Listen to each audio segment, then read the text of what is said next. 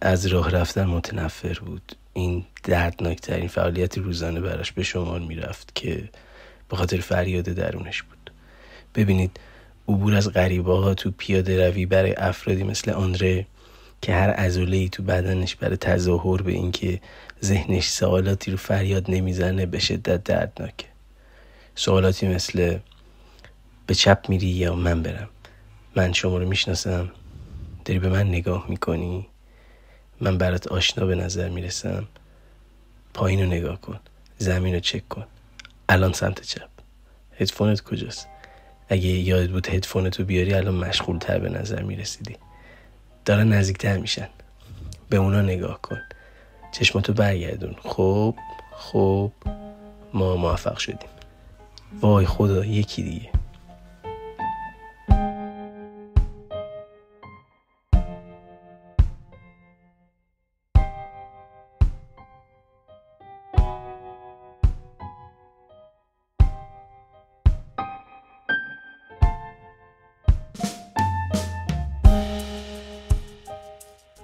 چیزی که در ابتدای این قسمت شنیدید بخشی از کتاب یک روح شاد اثر کریستین ونتورا بود. یک روح شاد رمانی در مورد بزرگسالی، ترس و یک جوان 25 ساله رویاییه که از بی‌حوصلگیش متنفره و تصمیم میگیره تا توی مسیر زندگیش هر خطر و ریسکی رو قبول کنه. آندره دنبال این سواله که ببینه بهینه ترین راه برای زندگی چیه. این کتاب ژانویه 2023 اومده بیرون و هنوز به فارسی ترجمه نشده. عنوان انگلیسی کتاب هم A Happy Ghost است. اینم توضیح مختصر برای علاقه‌مندان. حالا بریم سر اصل مطلب. موضوع صحبت امروزمون اوورتینکه. من خودم اخیراً این کلمه رو خیلی زیاد میشنوم. البته خود مفهومش جدید نیست ولی اسمش با کلاس تر شده. قبلا میگفتیم فکر و خیال داره دهنم اما الان میگیم دارم اوورتینک میکنم. بریم ببینیم خب چه داستانی پشتشه. اوورتینک یعنی چی؟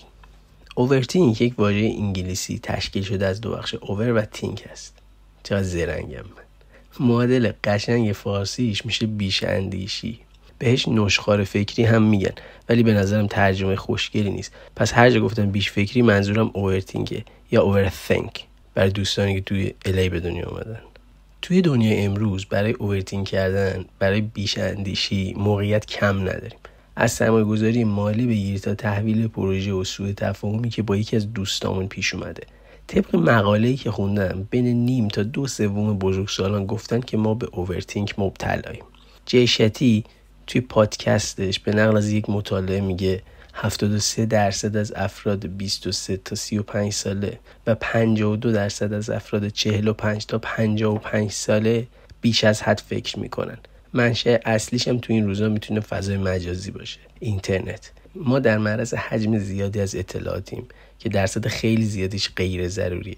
بشر تا همین 10 سال پیش هم اینجوری زندگی نمیکرد. انقدر هر روز از همه چیز خبر نداشت. خودتون میدونین که زیاد فکر کردن چه به سر آدم میاره. نه لذت میبری از زندگی، نه پیشرفتی رو لمس میکنی.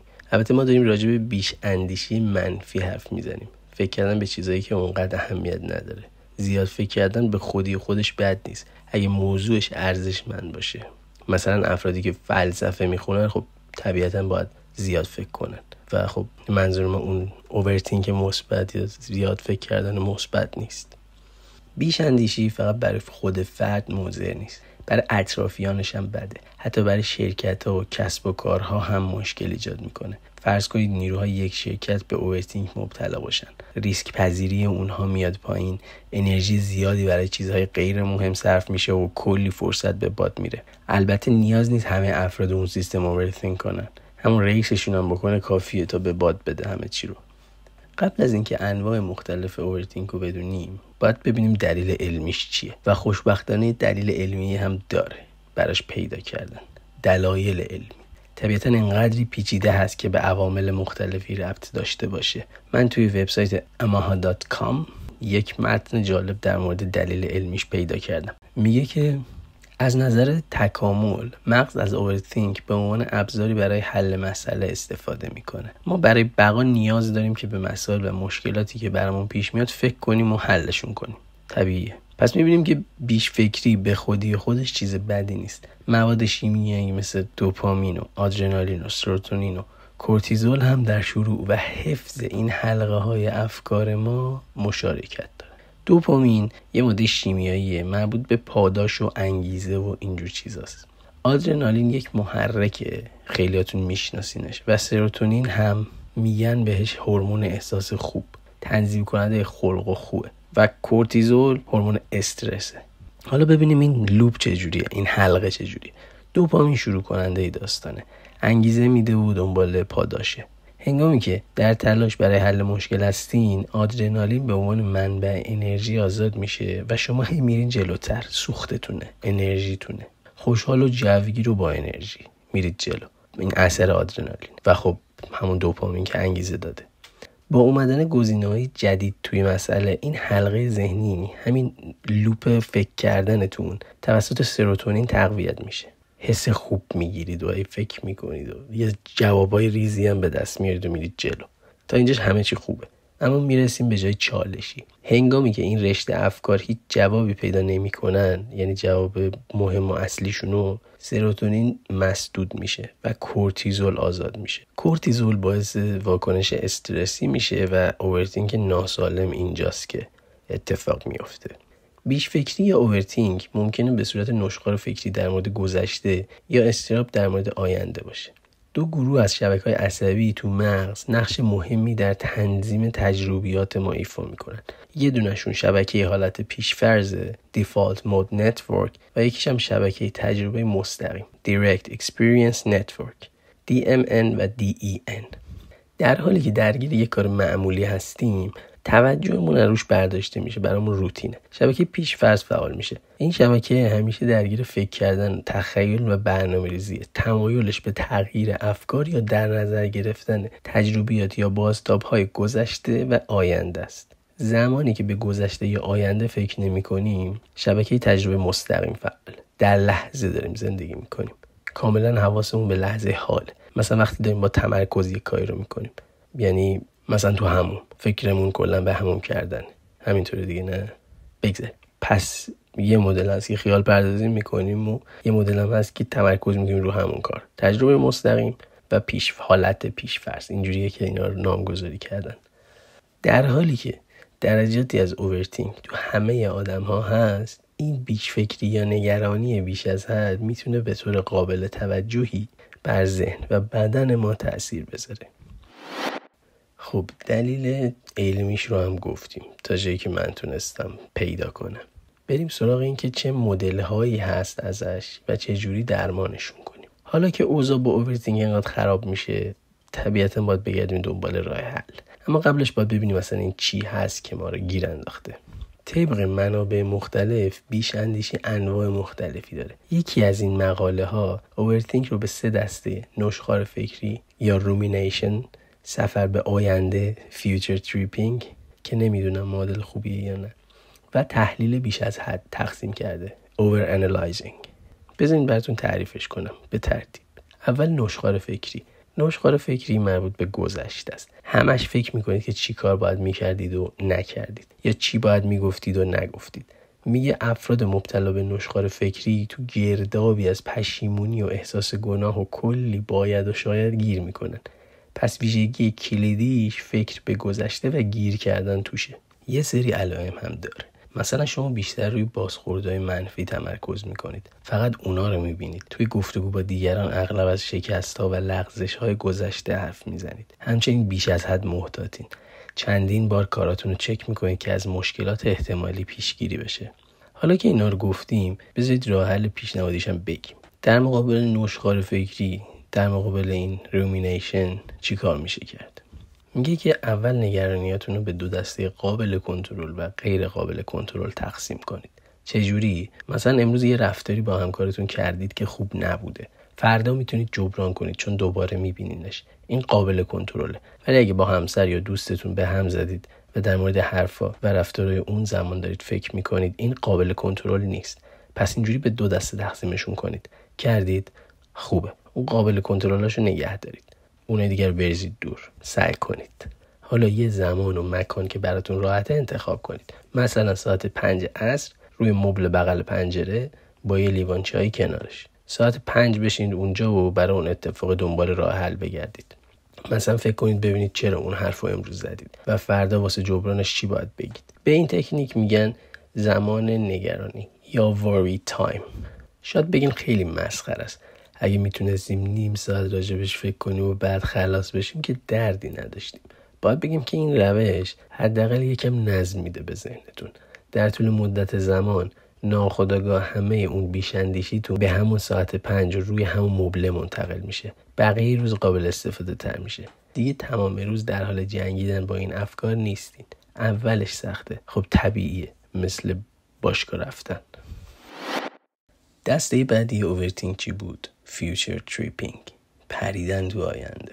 سفر تو آینده. این برعکس قبلیه. اینا به جایی که تو گذشته به سر ببرن در مورد آینده نگرانن. البته نگاه به آینده تو زندگی آدم مفیده ها، ولی این مدل از اوورتینک اون نگاه رو خیلی زیاد به آینده داره، تا حدی که باعث عقب موندن میشه. همیشه نگرانی که چی پیش میاد. از شکست خوردن میترسی و یک ترس نامعلوم باهاته. ازت میپرسن از چی میترسی؟ جواب نداری بدی، ولی مضطربی. علامتاش هم ایناست. شما انرژی زیادی رو برای هر سناریوی ممکنی صرف برنامه‌ریزی میکنی تا برای هر احتمالی احساس آمادگی بکنی. براتون سخته که موفقیتاتون رو جشن بگیرید، چون همیشه به آینده فکر میکنید. این یکی خیلی شایعه به نظرم. و شما اغلب احساس بیقراری آشفتگی میکنید که ناشی از اون لیست پر از کارهای تلمبار شده است. خب اینا علائمش بود. چطوری میتونیم از دستش راحت بشیم؟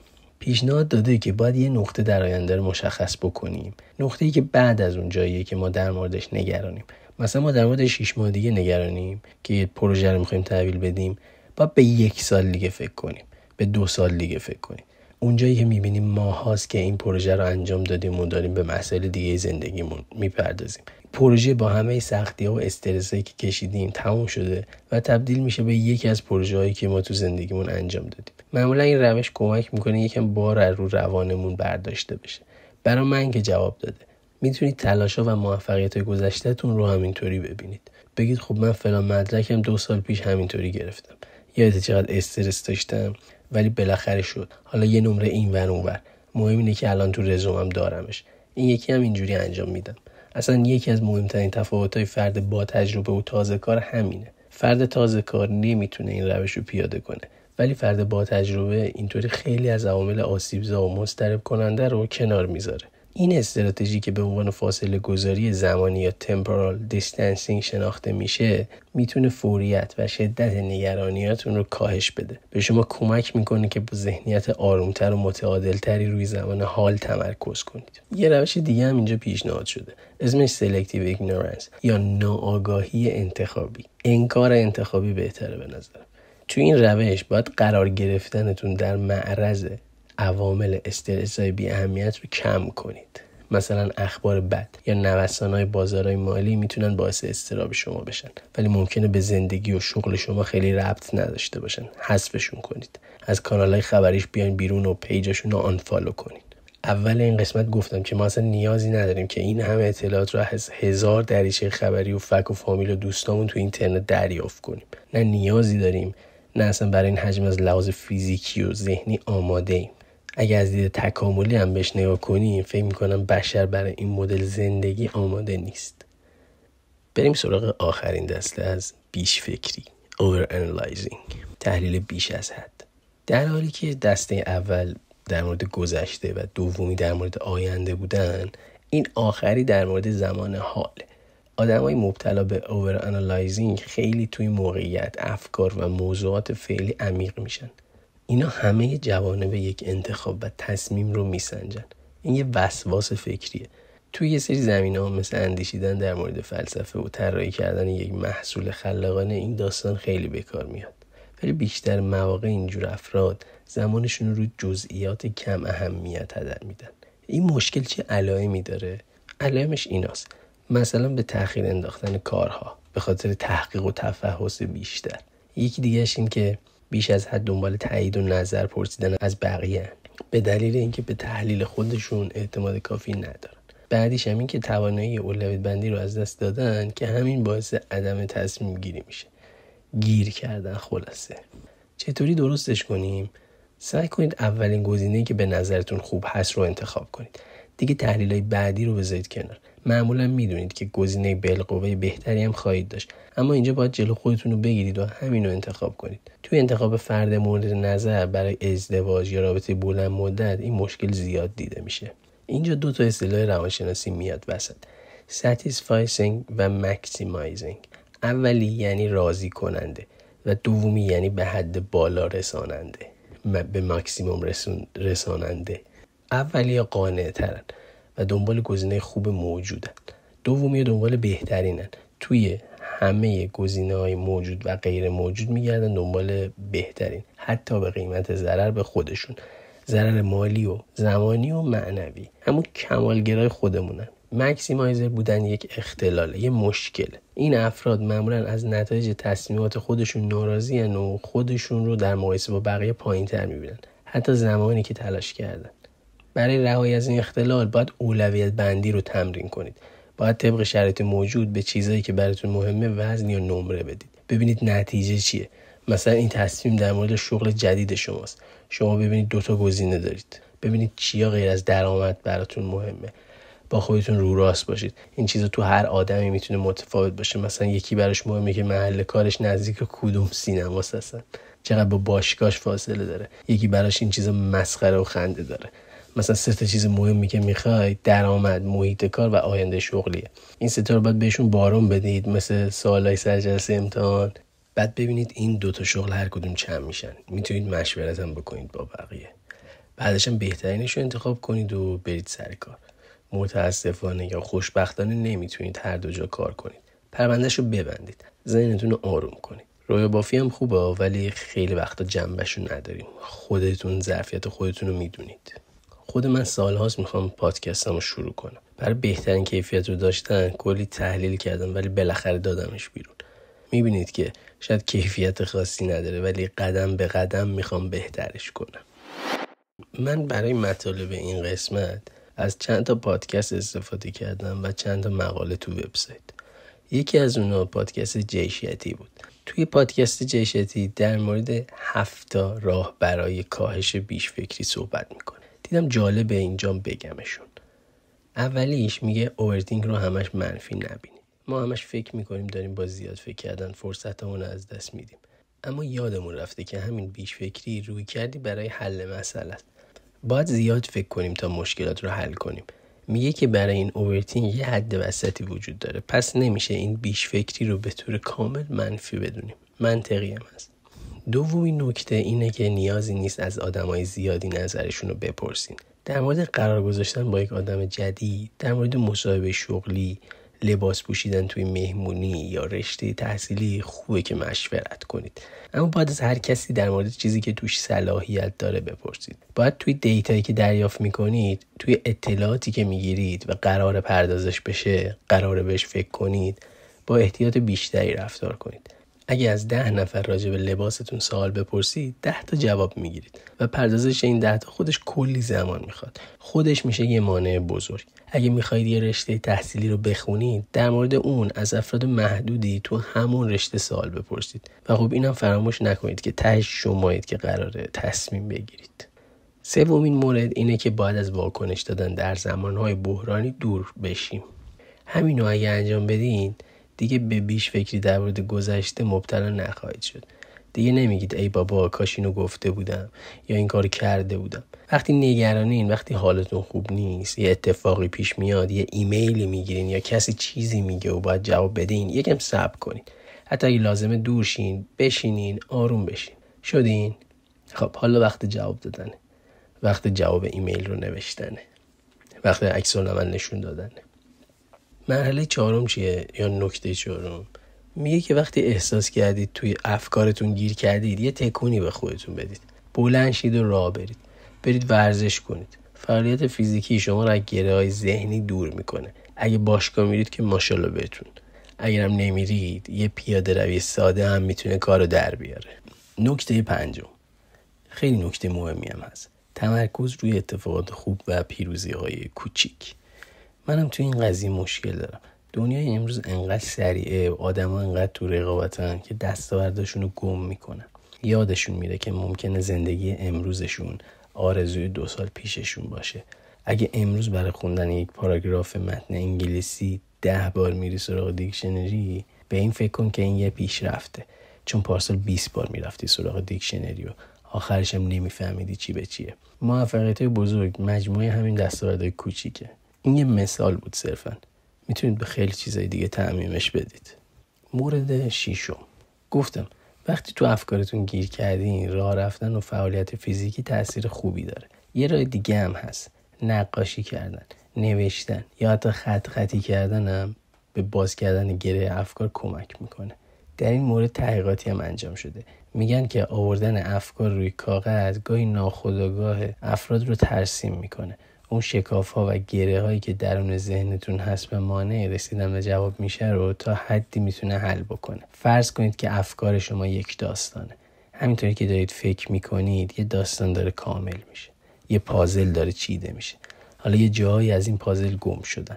اینا همون شکاف‌هایی هستن که گفتم. همینا وقت ما رو میگیرن و باعث بیش فکری میشن. اون نقاشی کشیدنه، اون خطی کردنه، نوشتنه، مثل این ماشین سفر در زمان میره و دنبال تیکه‌های گم شده ی پازل میگرده. بعدش که نگاه میکنین میتونین شکاف‌ها رو پر کنید و داستانتون کامله.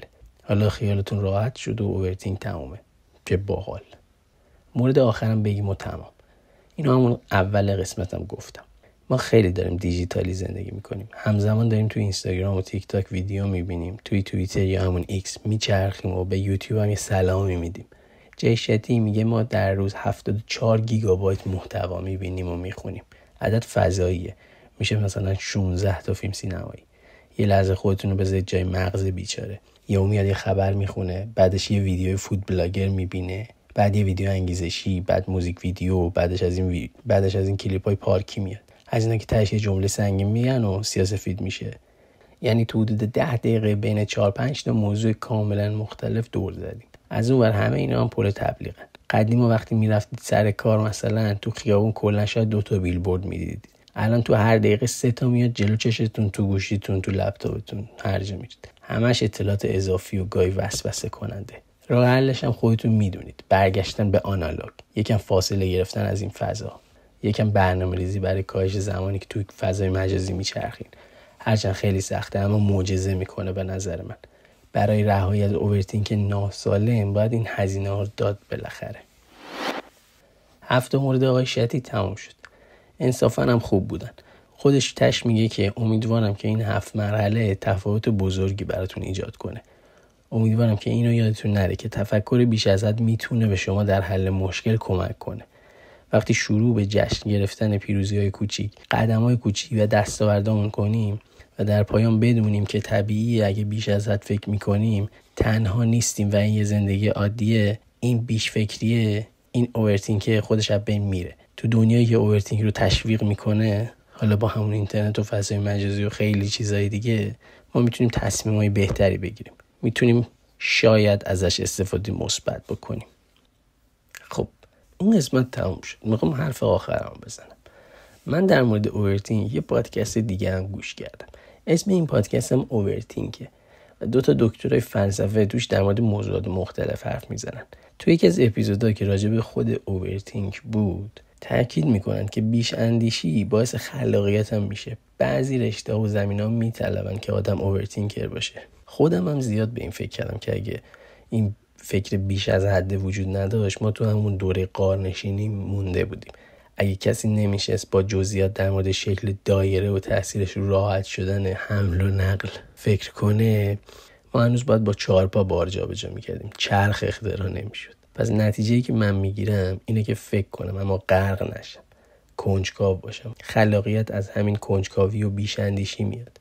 ولی مثل هر چیز دیگه ای تو زندگی که نیازمند تعادله، این اندیشیدن زیادی این باید کم بشه و خود فکر کردن باید متعادل بشه. هنر اینه که جایی که لازمه ابصارشو ول کنیم بره بچرخه و کشف کنه و جایی که نباید ترمزش رو بکشیم.